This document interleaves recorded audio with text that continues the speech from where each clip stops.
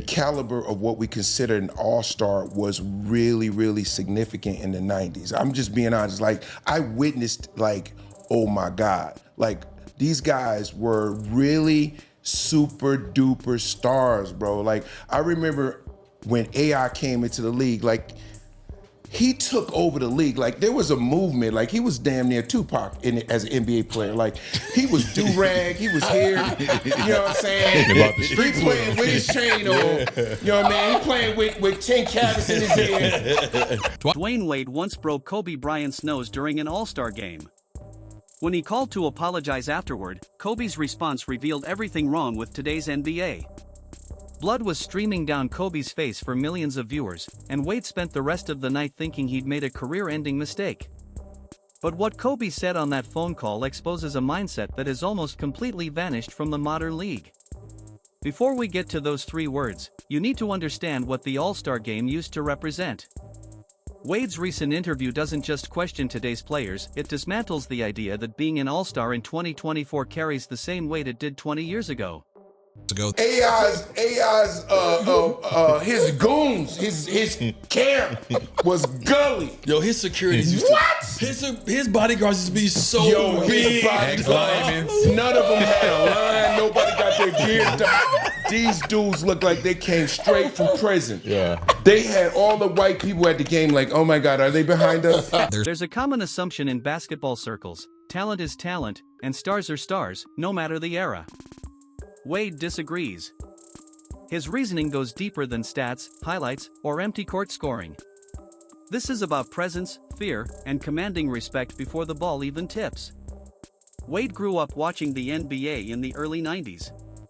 Back then, all-stars weren't just filling roster spots, they were icons shaping industries.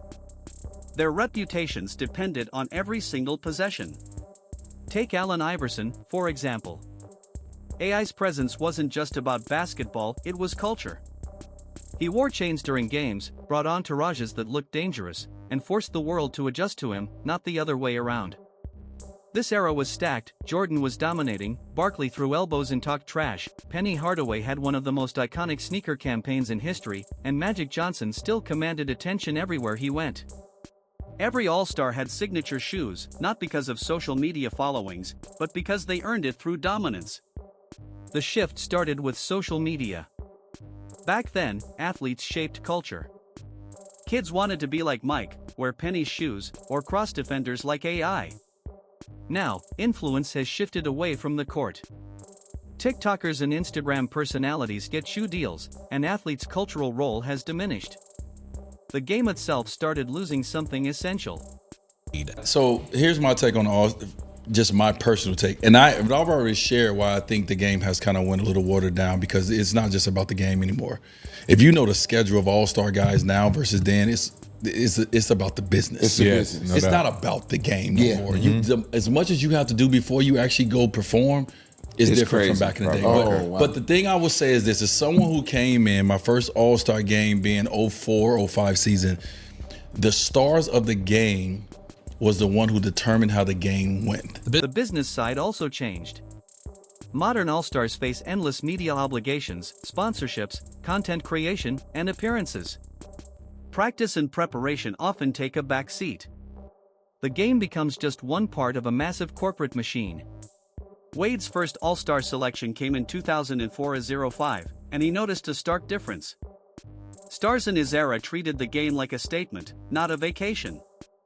And the player who set the standard? Kobe Bryant. Young Wade showed up just happy to be among the greats. Kobe? He arrived ready to dominate. Wins didn't matter, exhibition or not.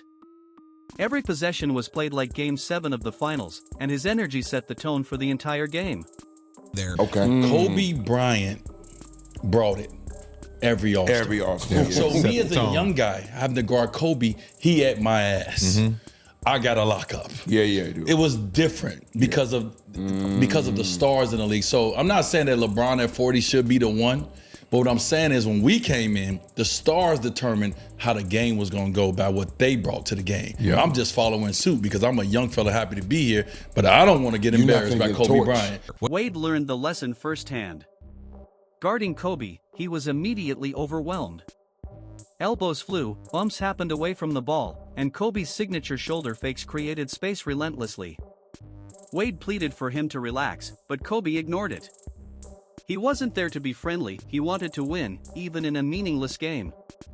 Eventually, Wade made a choice that defined his approach to competition forever. If Kobe wanted that level of intensity, Wade would match it possession by possession. And then came the moment that changed everything. Wade fouled Kobe not to stop a bucket, but to establish boundaries. Because he broke Kobe's nose in the All-Star game. But he was competing No, at a he high was- level. I'm a guy. You break his nose. He though. I always slapped wanted to him, ask bro. you that, bro. Yeah, With you the wasn't men. gonna ask me that. Well, I was Did on you your show. wanna Why ask- you it didn't was ask me a on your show? I forgot. You forgot. I forgot you broke Kobe nose, I did, man. I did. You be using all your fouls too. Ain't going home with none of them. That's the competitive nature. He don't leave no fouls on the table. So when I came in, Kobe set the tone for the All-Star games. Right. Kobe would go out there and be ready to bust your ass. Right. So when I was that All-Star game in particular, the one we talking about, Kobe was fucking me up on the other end. He was hitting me. He was doing that little Right here. here. He, Oh, yeah. he was Oh, hitting me with, yeah. and I'm Oh, that like, shit hurt. Kobe, Come on, man, he man. don't care. Kobe's he locked in. He's a competitor. So I'm, then I lose myself a little Right. bit. I'm like, oh, that's what we doing. Yep. This is where we at. Blood appeared instantly. Kobe grabbed his nose as red dripped onto his jersey. Wade panicked, convinced he'd made a fatal mistake. Kobe's reputation for holding grudges was legendary, and Wade imagined their next matchup, Kobe dropping 50 points on him in LA.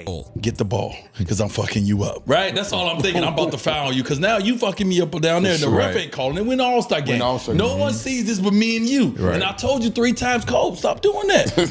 So, I was like, Yo, here come that Chicago. Stop doing it. I was like, so I'm a person who I'm gonna handle it. Now, mind you, didn't try to bust nobody nose that, you know what I mean? But I did try to foul the shit out of him just to let him know you're not Stop gonna I'm play. here. So I let him go. He went into this thing. I and then I saw him grab his nose, and I started bleeding. I was like, uh-oh. Bro, he gave you the look like this, like No, he I like ain't say that. nothing. No, I know, but he you- scared me because he ain't say nothing to me. Yeah, he's scary. I was like, that. Kobe, you all right? After the game, Wade did something few players would dare. He called Kobe directly. No agents, no intermediaries, just him and Kobe. He braced for anger, threats, or silence. Instead, Kobe said 3 words that caught him completely off guard. I loved it. Not we're cool or don't worry about it. Kobe genuinely loved that Wade matched his intensity. He loved that, for one night, the All-Star game felt like real basketball again. That mentality defined an era, and Wade believes it's almost gone today. He like a broke nose. Thank you. Thank you. Well, I told my I black said that mask so Put it when, back when I yourself. called him about the All-Star, I was like, hey, bro, like, we good? We good? Are Yeah. you cool? And he was like, I love it. And That's I was crazy. scared as hell. I'm like, oh, he about to give me 40. That's So a let me different ask you He about to give me mindset. 40 in LA. Imagine a player breaking another player's nose in a modern All-Star game. Social media would explode, hot takes would fly, players would subtweet, and the league might release statements on sportsmanship. Back then, Kobe saw his own blood and felt alive. Respect was earned by competing at the highest level. Today, that competitive fire is nearly absent.